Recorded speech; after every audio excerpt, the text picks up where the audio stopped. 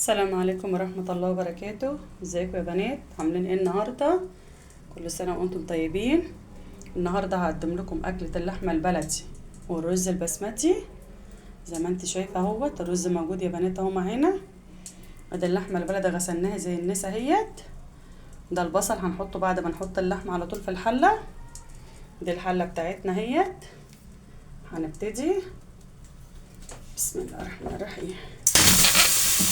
علشان نعمل رز بسمتي بلحمه بلدي يا بنات لازم نجيب اللحمه ملبسه زي ما انتم شايفه كده عشان تدينا شوربه، والشوربه دي نحطها على الرز.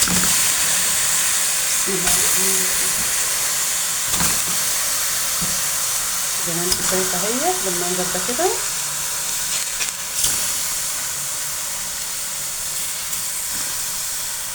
هنبدا نحط البصل بتاعنا زي ما انتم شايفه بالمنظر ده كده، بحطه فوق وهدي النار بتاعتنا.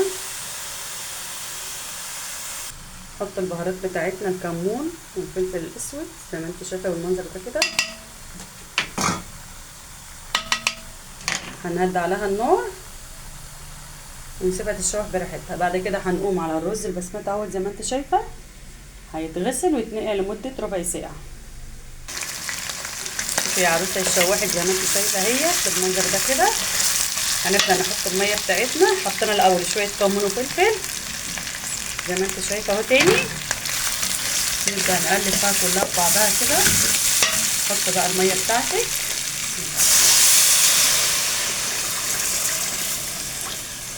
حسب الميه اللي انت عايزاها، كتير او قليله. دي ميه الشرب بقى زي ما انت شايفه. هنحط شويه حبه هنا اهوت وورق لوري زي ما انت شايفه اهوت. علي بقى النار بتاعتك زي ما انت عايزه، هتاخد لها نص ساعه على النار تفور براحتها. وبعد كده ايه نظبط الرز البسمتي.